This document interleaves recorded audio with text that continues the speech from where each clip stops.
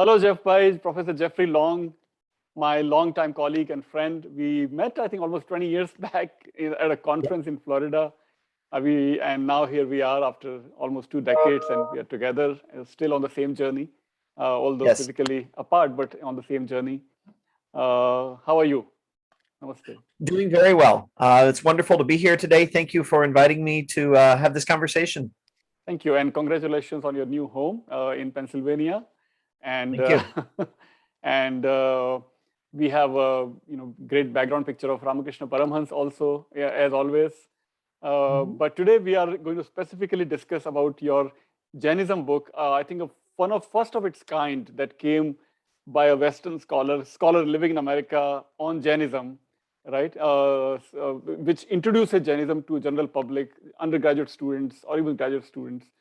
So I guess first of all, so this is a book that came in 2009 called Jainism and Introduction by what was the publisher again? Sorry, the name was IB Tauris. IB Tauris. I think it's now being distributed by Bloomsbury.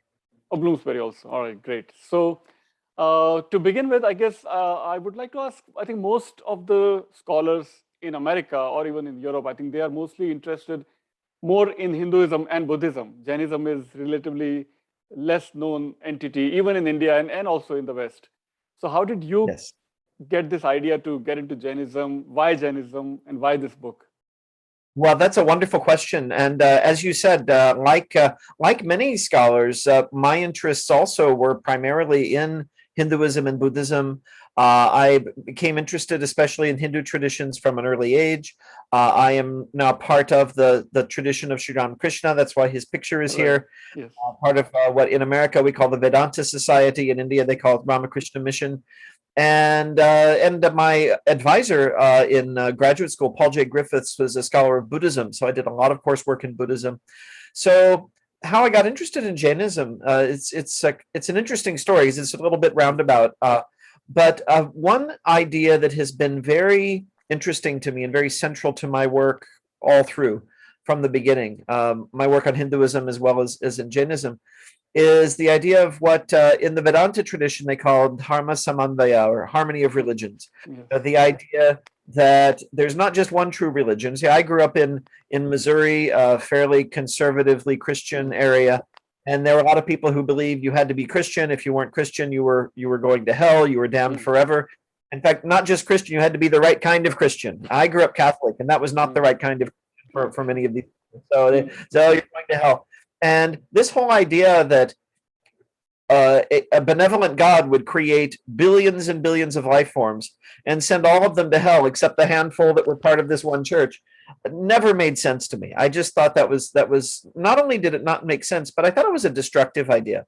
It's been used to justify imperialism and colonialism and all, very, very problematic, and all of the things that have flown from that. So when I started getting interested in Indian religions, my first point of entry actually was Mahatma Gandhi. And I remember being really struck by a quote of his where he said, religions are many paths to the same goal. It doesn't matter what path you take so long as you reach the goal. And I thought that made much more sense. I found that really drew me. But as I explored this idea more deeply and getting into graduate school and so on, I found there were many philosophers who were trying to articulate this idea, but it's difficult sometimes to persuade people philosophically about this. Like on a sort of heart level, people say, oh yeah, that's great. Let everyone be included. Everyone should be, all paths should be respected and so on. The religions aren't all the same. They teach very different things, right? Christianity says there is a creator God. Jainism says no creator God, right? Buddhism says creator God. So how do we make sense of saying there are many paths and yet they are somehow fitting together into this larger harmony? And so as I studied Indian philosophy in Chicago, as I was at University of Chicago, and I began really delving deeply. Most of my reading had been, sort of more popular books, the autobiography of a yogi and, that sort of thing. So this was really, I'm getting into hardcore philosophy. And I read a book by the late Bimal Krishna Motilal called Law, Language, and Reality. And it's very in-depth, talks about Nyaya philosophy. And he has a wonderful section on Jainism. And he talked about this idea of anekantavada, that reality is multifaceted, and syadvada, that have to analyze a truth claim in terms of the perspective from which it's made, and all truth claims can have some truth and some falsehood, and in that way you could kind of create a harmonizing view, which is what a lot of the Jain philosophers do. They pull together, Buddhism teaches impermanence, Vedanta teaches one unchanging reality. How do you bring them together? Well, there are ways of sort of showing logically that, if you're talking about the phenomenal level of reality, it's very much like Buddhism describes. If you're talking about ultimate reality, you get into a more Vedantic direction. So Jain philosophy had this very nice integrating pluralistic philosophy. So I made that the topic of my dissertation. And I found another wonderful book by Maltilal that's just specifically on this. It's called, it's a thin little book, but it's very profound. It's called Anekantavada, the Central Philosophy of Jainism. I found it when I was in India. In fact, I was living in India and for 2 years, and I found that book. I said, this is what I want to do. So I wrote my dissertation on that. And in my first book, which is really sort of developing from kind of a Hindu perspective of this pluralistic philosophy, there is a chapter where I drew a lot from Jain thought, right? What I'd been studying in my dissertation. And so my editor at IB Tauris at the time, Alex Wright, I think he works for Cambridge now, he said, you also study Jain philosophy. There's not really an that easily accessible of a book on Jainism for, say, undergraduates. Why don't you write one? And first, I was really daunted by that because I'd been studying the philosophy, not much anthropology, right? I wasn't, when I was in India, I wasn't, sort of going and spending time with, Jain Munis or much time. Since then, I've spent a lot of time with the Jain community, and I feel very comfortable in the Jain community. But I knew very little about practice, so I had to do a lot of research to write the book. But I accepted because I thought it was important for people to understand the tradition. There was a wonderful book, The Jaina Path of Purification by Padmanabh Jaini, who just recently passed away. Yes. Very huge loss. I tell people he was in his 90s, but he went too soon because it's such a wonderful figure. And really, I met him a couple of times. I was very honored to know that his book was the only one available for many, many years who wanted to learn about Jainism. And it's a fantastic book. At the same time, scholarship is always developing. So by the time my book came out, his was about 30 years old, right? So, it was time for another book. Right. And so I published mine, but that's the story, right? My entry point to the study of Jainism was Anekantavad, Syadvad, and then that led to getting more engaged with the whole tradition and really and I'm so glad that I did, because it is so much to offer. And as you say, it's understudied, but I think it's every bit as important as two other main Dharma traditions, right? Hindu and Buddhist. The Jain tradition is a very important part of. Right. Yeah, great. That gives me good entry point into deeper into your book. So how do you think your book charts a path that is different from what Professor Padmanabh Jaini did in his book, in his path-breaking book called The Jaina Path of Purification, and the other major book that we didn't mention so far, The Jains by Professor Paul Dundas in the UK. Yes. So how did you chart out your path, which is sort of maybe complementary to these two major books that came before? That's right. And you have these two excellent books. And of course, the first thing you ask yourself is, why do we need another book, right? It is Jaini's book. Paul Dundas wrote this wonderful book called The Jains.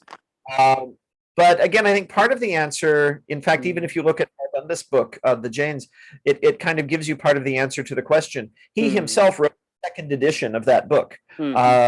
First published, I think, in 1992, and then he did another one in 2002. Just because our knowledge keeps developing, especially in the field of Jain studies, because there are even many Jain texts that have not been translated into Western languages, or the last time they were was over 100 years ago. The English itself has changed. So you read those old translations, and the English itself is incomprehensible sometimes. It's like, this isn't how we talk anymore. So, and the other thing that I found was, and again, I think Professor Jaini and Professor Dundas' books are fantastic. I recommend them highly all the time. I will say that for what I have found with my undergraduate students, I teach mainly undergrads, Mhm. and they're extremely bright, they're extremely curious, but they have no background. Mm. And both Professor Chinese book, I think anyone can pick that up and get a good understanding of Jainism, but it helps if you already know some Indian Yes. philosophy. Right. A lot of terminology, Yes. a lot of things that'll be unfamiliar to someone who's new to it. Right. That's probably true of my book as well, but I tried to make it as clear Right. as comprehensible to someone who had no background. Yes. And Professor Nanda's book is also very, very clear, but it's massive. I mean, he talked about everything, the whole history of Jainism, philosophy, and practice. So it could be daunting, I think, to an undergraduate or to someone who's just saying, "Oh, what's Jainism?" Yeah. So I would feel comfortable assigning, and I do assign their books in upper level undergraduate courses where they've already Mhm. done a course, or graduate school. Mhm. But I want to Yeah. write something someone who knew nothing could Mm. pick up and Yes. get an idea. Yes. Yes. So Yours is that was- definitely, yeah. I would completely agree with that. I've read all three books, of course, maybe more than one times. And Yes. yours is really like, good, tantalizing appetizer. Thank you. You wet your feet and then you dive into the major books by Professor Jain and Professor Dundas, and then you get overwhelmed with so much information from so many technical terms in Professor Jain's book, especially, and technical details, historical details, archaeological details in Professor Dundas' book. So all three of the books, I think, are great complement to each other. I think so. That's Well, that's really very kind of good. you. If it's in that company, then I'm extremely grateful because Yes, yes, of course. because I was, again, like I said, I was nervous about it. It had not, the part I had really studied for years was the philosophy. Right. So I was venturing into, for me, fairly new territory with some of the chapters. But I learned so much. I mean, that's the wonderful thing about writing and teaching. We're learning new things all the time. Yes. Right. And so let's, I guess, let's take a look chapter by chapter. Right. Okay. So in the introduction, how would you? I mean, how have you introduced Jainism, or how would you maybe, if you were to go for a second edition of your book, how would you introduce Jainism, or what's the best way for a beginner to, how we make it relevant for a student who is in America or in UK or in Europe? How do we make him or her relevant, Jainism relevant for these students, and how have you Very done good. from your book? Yeah. I'm thank you for the opportunity to talk about that. And I'll just quickly say, if my publisher is listening, I would love the opportunity to do a second edition because I learned much more about Jainism since I wrote that book than I knew it. So it's been 12 years, and I've had a lot more interaction with the community and so on. But in the current book, what I do at the beginning, I really talk about what I'm intending to do with the book, and the idea is to reach people who really don't know anything about the tradition. And I have some reflections in there, just drawn from my experience of teaching college students in the U.S. that they found the Jain tradition was the most difficult one for them to relate to in many ways, because the Jain tradition takes certain core ideas that you find in all the Dharma traditions, like karma, for example, and it takes them to their, I guess you could say, their logical end, or if you were being critical, you could say to their extreme. I suppose the most dramatic case would be the Salekana or Santara practice. Yes. Very few Jains actually do, but they're the idea that slowly not, ingesting food and starving to death, giving up the body, that this could be the noblest and the highest and most spiritual thing you could do. From students mostly from a Christian background, they have a hard time wrapping their heads around that. Right. Why? And but of course their tradition is based on the idea that Jesus gave his life for people, so why not give our life for all life forms, right? About the insects, the microbes, and so on. And what I find, some of the students, in fact, they came away admiring the tradition greatly, but not relating to it. They could see themselves, maybe being Hindu, right? They could identify. They enjoyed the imagery of the deities and festivals. They could see themselves easily being Buddhist. They like meditation, and being Jain, there's like, no, it's too hard, right? This was too rigorous. I wanted to present it in a way that could address and overcome some of that, what I might call resistance on the part of the students. and I wanted to be sure it wasn't something in the way I was presenting it that was causing the problem. And so what I did in the book is I tried to emphasize, I thought maybe a little more than I saw, for example, in Professor Jaini's book, the experience of everyday Jain householders, lay people who are not monks, right? They're not the ground in front of them, and as they're not wearing the mupati all of the time. They're not doing santara. They are living the lives really very similar to what, say, Vaishnav Hindus in Gujarat would, same diet and everything. So and even the cover of the book, it's a conventional way of doing a book on Jainism. You have a picture of a monk or of a picture of a murti of one of the Jainas, and everything's very serene. You think of Mount Abu, right? White marble, everything is serene. So I have this crazy picture of people at the Abhisheka of Bahubali getting just soaked with this, sindhur and red color, milk and water, and it's all just kind of raining on them, and they're celebrating and they're happy. It's this very joyful thing. So I wanted to say, the Jain tradition is as joyful and life affirming, rich for Jains. Exuberance. It's joyful. It's bhakti going on, and so that they don't come away. The readers don't come away with the idea that it's only austerity and fasting. You'll get these very exaggerated books. There was a book over a century ago by a woman named Margaret Stevenson, and Paul Dundas mentions it in the book. It's called The Heart of Jainism, and as Paul Dundas says, its basic thesis is that Jainism has no heart. It is, fasting, and that's so wrong, right? That's contrary to at any time in the community. It's the opposite of what you find, and so I want a sense of the joy. I could have called the book "The Joy of Jainism." Maybe it's because you're trying to the Jain teaching, and you see this in Vedanta too, right?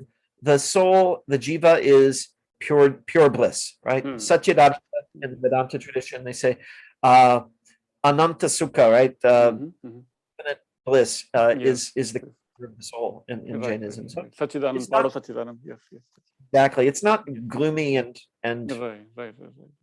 pessimistic. So so I guess on Salekhana or Santhara, how have they responded? I mean, how did you, if you take a more specific example of that, how exactly have you tried to overcome their resistance, and how do you explain that? Why Santhara or why Salekhana? Yeah, I finally found a story that actually was very helpful in that regard. Okay. It's the story of the great Digambar sage Samantabhadra, and the author of a very important text, the Aptamimamsa, and really a major thinker in developing Syadvada. But that's how I knew him originally. But he also undertook Salekhana.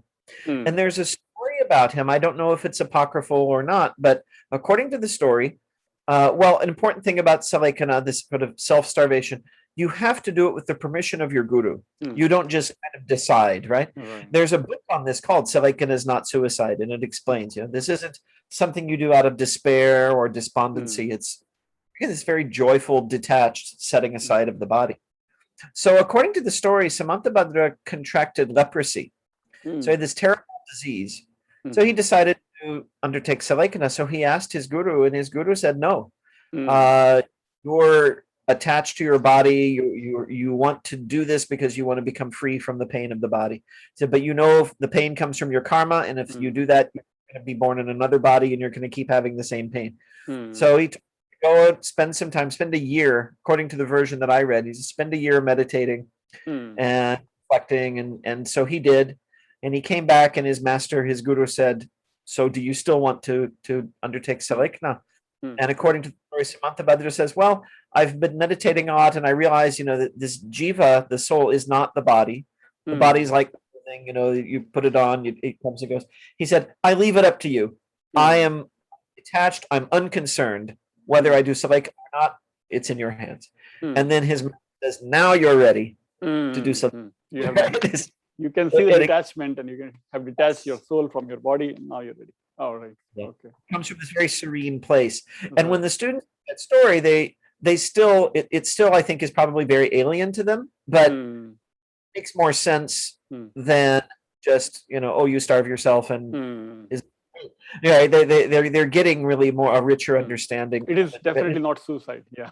So at least that So, much yeah, will be clear that it's not suicide. like suicide's really regarded as a very, it's very, pop karma, right? It's a very bad karma. It's a very bad thing to do Mm-hmm. in all the Dharma traditions. And there's this very serene letting go of the body. Mm-hmm. And there's a tradition of doing that in all the traditions. And of course, there's the famous story of the Buddhist monks in Vietnam who immolated themselves while they were in meditation, but they weren't feeling any pain. They were in a very serene state, but they did this out of compassion to draw attention to the world to what was happening in their country. And that is not suicide in the convention. If suicide means taking one's own life because of some very deep emotional turmoil, Right. that's defeatist story. Yeah, right. So it's not suicide. It's also not euthanasia, right? From the example that you shared. Yes. Yeah. The other question. Go ahead, please. Right. Yeah. So other question I've faced when I have tried teaching Jainism to students in Texas, how do you how do you relate the condition of asceticism and the fact that certain eligibilities are required before you can achieve moksha? How have you dealt with in your teaching or in your book? For example, monks and nuns issues or gender issues. Would you like to share a little bit more on that? Right. Well, I've talked about those in a very frank way. The Shvetambara and Digambara traditions have different views about this. And another great book by Padmanabh Jaini is Gender and Self. Yes. And he talks about the fact that according to the Digambara interpretation of Jainism, that there are 5 core practices that are required of everyone for moksha, and one of them aparigraha. So non-attachment, non-ownership.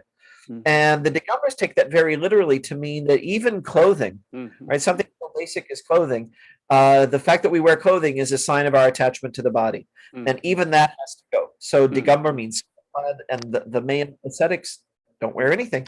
And they say that's a prerequisite for. Now, women cannot undertake that practice according to Digambara. It's believed that it would cause a scandal in society, and there would be all kinds of bad things that is believed that it could come from that. So the implication is that in the Digambara interpretation, you have to be reborn. Several things: reborn as a male, then become a Jain, become a Digambara Jain, become a Digambara Jain ascetic, and practice this complete aparigraha, and only then can you get moksha. And I mean, the students' reaction to that, and I think many of us kind of instinctively say, well, that's not fair, right? I mean, we know women who are very spiritually evolved. There were great women teachers, including in the Digambara tradition of Jainism. Right? There's this wonderful teacher I think you and I have both met, Gyanmati Mata. Yes. He's somewhere in Delhi right now. Yes. One of the most inspirational people I've ever met. But according to her own tradition, she's going to have to be reborn as a male in order to get liberation. And of course, the Shvetambara interpretation says, well, it's the attitude of aparigraha that matters. This kind of becoming overly preoccupied with things like clothing is itself a type of attachment. There are fierce debates between the two about this. In fact, they even say the 19th Tirthankar Malinath is female. And that's right. And the Shvetambars also say that Queen Trishula, that is the mother of Mahavira, attained moksha. Right. So that's in the Agamas, which the Digambars don't accept. They don't accept. So there's this debate. I would say there's a very delicate balance as a teacher that you want to when you're presenting this material. On the one hand, everyone's of course free to have their own opinion, and I mean, my own sympathies are, I think, much more on the Shvetambara side in this issue. But that makes me even more careful to try to present the Digambara view in as sympathetic a light as possible. And there's something important to note. It's not the case that, well, now you're a woman, you can't be liberated, but maybe in your next life you'll be a male.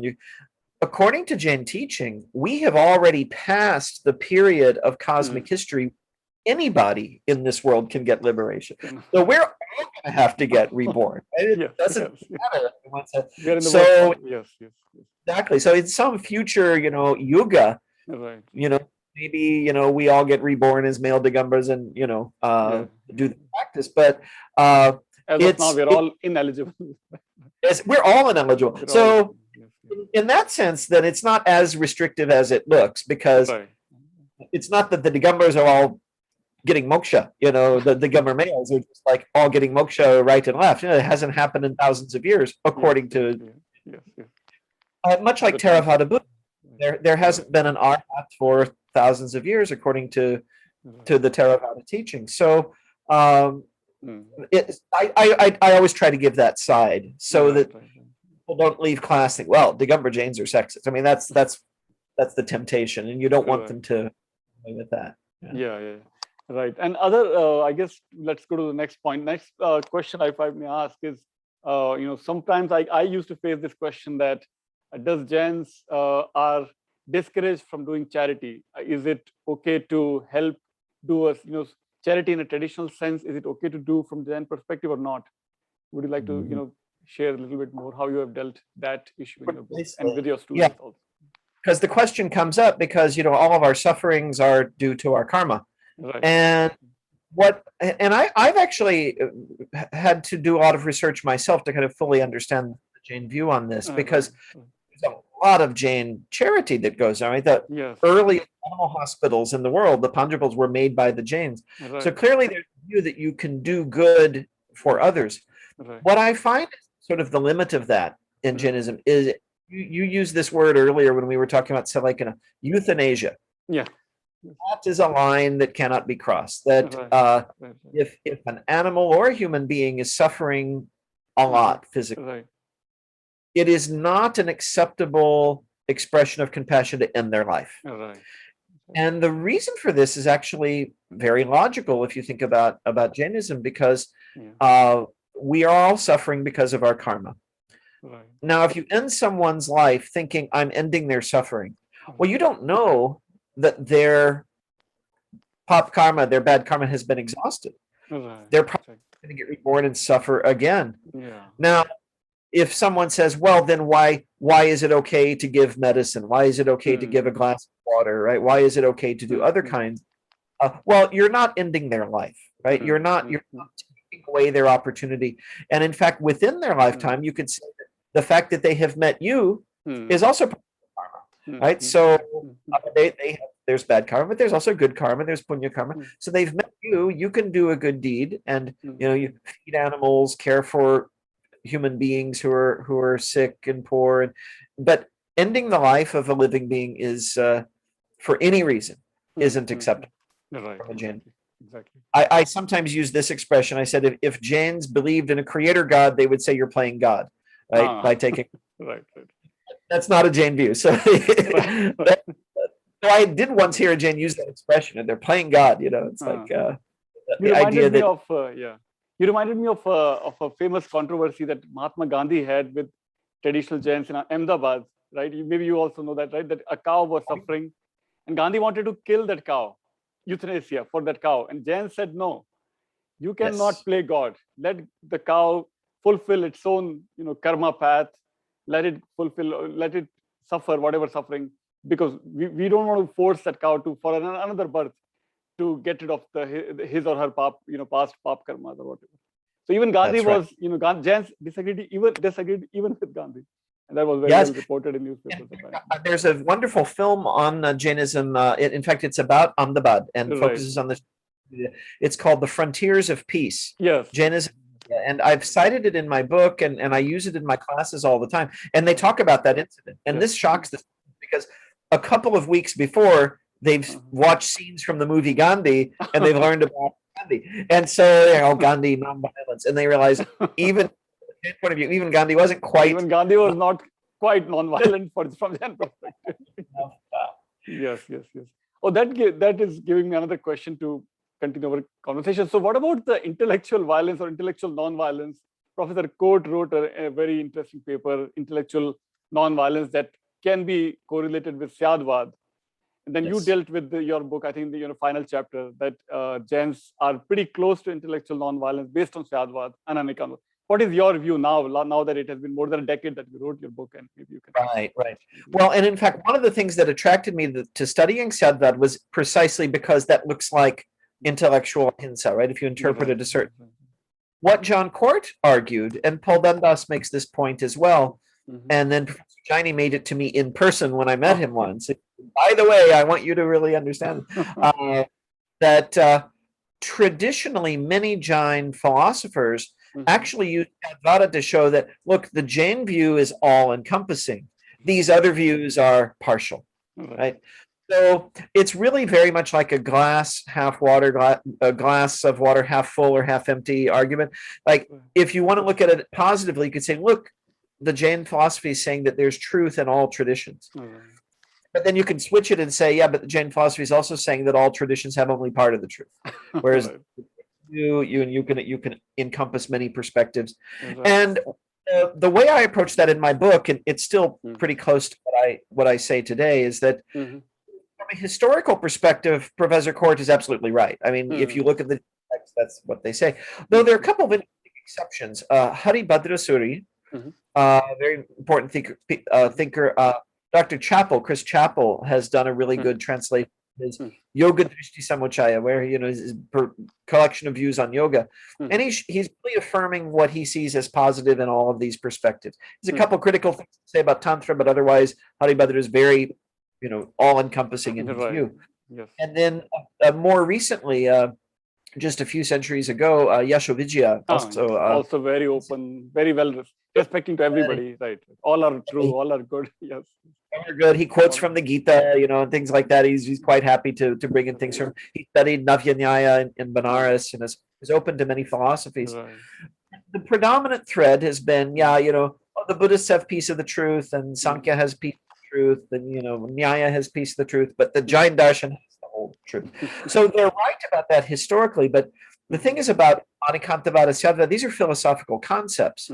So if you've understood the concept, you can apply it in any way you wish, as long as you can defend and show that it's consistent and logical. And also there's a long-term project I have is to go into this in more depth. Going back to the Diaspora tradition, we were giving the Digambars maybe a hard time earlier about the women's issue, but the really great Digambar Acharya or teacher, has his own model of the doctrine of perspectives. And he talks about the Nishchayanaya, that is the ultimate, highest or final perspective. And for him, that's not actually Jainism. It's something beyond words, beyond concepts that one has to experience, the nature of the soul itself. He calls it samayasara, is the nature of the soul. The essence of the soul is the ultimate perspective. And so anything that you put into words is going to be in the relative. He uses the term vyavaharanaya. This is the Jain version of the two truths doctrine that some viewers might know is also used by Shankaracharya and by Nagarjuna. Maybe the Jains came upon it first, though that's debatable. All these things about is debatable. But there's a Jain version of it. And I think this perspective definitely creates a space for what we today call pluralism. So there's an ultimate truth that's beyond words, but when we're in the realm of thoughts and ideas, we can connect them in this way, using Syadvat and so on. And a nice thing about this whole line of questioning is it shows there is diversity in the Jain tradition too. Oh, yes. And not every thinker is saying exactly the same thing. Right. So I guess, can we say that Jain, even with this diversity of views, Jain philosophy in general is tending more towards intellectual nonviolence, a bit more than, Today, that seems to be the dominant view. When I speak with people in the Jain community, that's the understanding, right? And I call them the 3 A's, right? Ahimsa, Anikantavad, and Aparigraha, that constitute a kind of holistic approach to life that is rooted in not harming others and not more than we need, and in respecting the views of others, not engaging right, right. controversy, Yeah. and so on. So I think that the intellectual ahimsa idea has become the dominant view in the Jain. Yeah. Especially, I think the diaspora Jains living in Americas or in Europe, they are really promoting that intellectual nonviolence is the frontal phrase of Jainism globally. It That's is what they like to project, at least. Yes, I think it is. that we can say that. And but even in India, you know, like the recently passed away Acharya Mahapragya. His writing on Sadhvada really influenced my thinking a lot when I was writing my dissertation. And he taught that as well. But yes, this is kind of like you say, the public face of the Jain community today. Now, on the other hand, you know, sort of more critical scholars would point out that you'll also have Jains who say Jainism is the highest religion, it's the universal religion, it's the supreme religion. Like everyone says that about their religion. We are the best. We are the best. Everybody says that. Whatever we are, we're the best. And but I don't see the kind of like aggressive proselytizing. That's absolutely true. Yes. At least they will. I have not met any Hindu, Jain, or even for that matter, Hindu or Buddhist who will say that if you're not a Jain or Hindu or Buddhist, you're going to hell. That's not going to happen. They're not saying. Nobody's saying that. At least. Right. And even if you did, you'd be reborn after that somewhere else. And if you went to hell, it wouldn't be because you weren't a Jain. It would be because you killed somebody or something. Yeah. You have to face your karma. You have to face your consequences. Right.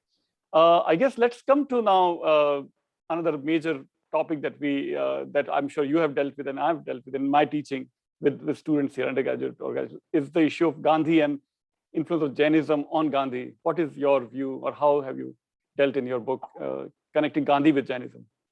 Yeah, I think Gandhi was heavily influenced by Jainism, and there's several,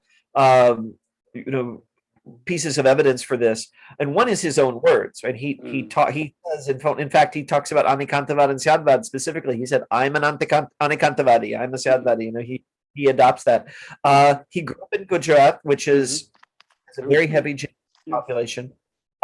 Before he went to England to study law, he took vows before a Jain monk to abstain from any impure practice while he was abroad. And the Jain monk was his mother's guru, though she was a Vaishnav Hindu. So he had this wonderful interplay of religions there. And then, of course, we also know that Gandhi's own guru, his great exemplar in life, was Srimad Rajchandra, Raichand Bhai Mehta, and who was a Jain diamond merchant, but though a householder, as far as everyone says, everything we have written about him, totally detached and really embodied and taught for Gandhi the core principles. And he really learned Ahimsa from Rajchandra Mehta. So, and there's a whole Jain school of thought based on Srimad Rajchandra writings. So we have every reason to say that Gandhi was very heavily influenced by the Jain tradition. Though, to my knowledge, he never called himself a Jain. That's correct. That's true. And but one of my favorite Gandhi quotes, and I delve into it in the book, is where he actually talks about Anikantavad, because he had several newspapers, and one of them was called Young India, and he always wrote an editorial, and sometimes he would talk in terms of Advaita Vedanta and universal oneness. And then he would also talk about God in a very theistic way, Vaishnavas or Christians or Muslims could relate to.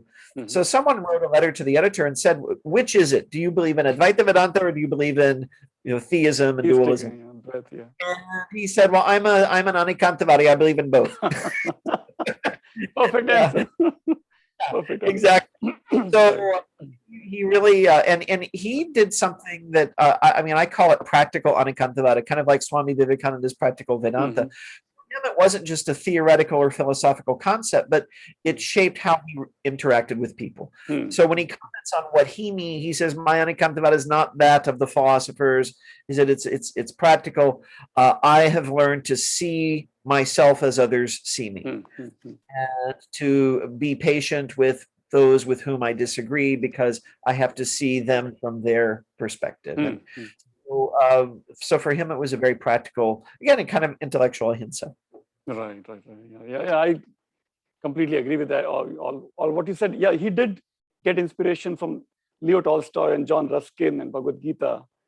But Srimad Rajchandra's influence, I think, was one of the heaviest on him, although he never called himself Jain, but he corresponded for 6 years while he was in South Africa.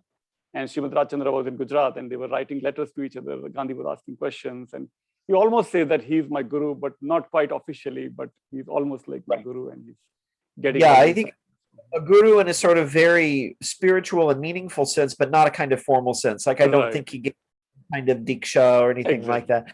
And in fact, he wasn't in a position to, because he was a layperson, right? He wasn't a monk. Yes. So, but a guru in a kind of in a very teacher and inspirator teacher in that sense. Right. And he apparently visited some of the places where Srimad Rajchandra was staying or living, and so he definitely was very heavily influenced. But of course, he also called Bhagavad Gita as his mother, John Ruskin, and Leo Tolstoy, and even H.D. Thoreau. I think he took ideas from all over the place. He loved the Sermon on the Mount. He said that was everything. If all the scriptures of the world disappeared and only the Sermon on the Mount was left, that would be enough. So that would be enough. Right. And then Gandhi's influence on Dr. King and Nelson Mandela. So can we say that this thread is running from Mahavira to Srimad Rajchandra to Gandhi to Dr. King and to Nelson Mandela, and so it sort of remains relevant, I think, Samas, right? I think you can. I think you can say that. There's another book I've recently written on Hinduism in America, which is complementary in many ways to your Dharma in America, that is on the bookshelf there behind. And I think one of the threads of, if we broaden it beyond Hinduism to say, Indian spiritual thought, philosophy, culture in America, there's definitely a Jain thread there. And it's what you're talking about, right? It's this of nonviolence, not just peace, but nonviolence, right? And there's a great book. It was one that I used a lot, cited a lot in my work on Hinduism in America, by Paul Oliver. It's called Hinduism in the 1960s. And the counterculture and the whole the hippie movement, the peace movement. And he mentions Jainism as an influence, and it's just like you said, via Gandhi. In a very quiet, subterranean way. You have actually Jain thought finding its way into the life and speech work of Martin Luther King, Nelson Mandela, in very intangible ways, but still, yes. And then, vegetarianism, of course, that's part of Hinduism as well, but it's so emphasized by the Jains, right? So these are all things that became more popular and important in starting in the 1960s in the U.S., and they have, Jainism is part of that genealogy, I would say. Great. I think we covered a lot of interesting topics. I think anything you would like to add that I didn't ask so far? Anything you would like to add? I guess one thing I know it's very dear to your heart. And I said a little bit about it in my book, but with Jainism and ecology and the environment. Yes. I think that's and your Dharma and ecology book is there behind you too. This is along with Anikantavad, this is another big part, as you've said, the sort of public face of Jainism, that this is a very conscious tradition. And there too, scholars like John Court and Paul Dundas have pointed out, in a critical vein, the ancient Jains weren't environmentalists in the modern sense. They were interested in moksha, right? They weren't interested in saving the earth. They were interested in getting away from it, right?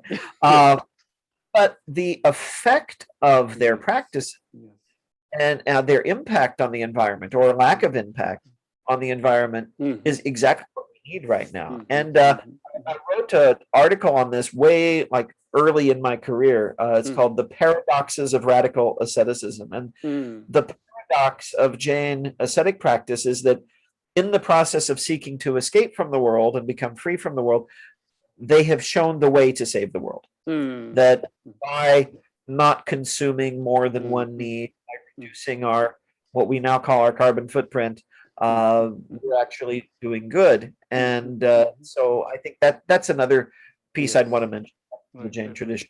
Keeping a carbon footprint low and not interfering with its own course. Let the nature take its own course. Let the animals take their own course. Insects, do not touch, do not kill, do not harm, stay away. You follow your path, let them follow their paths, right? Exactly.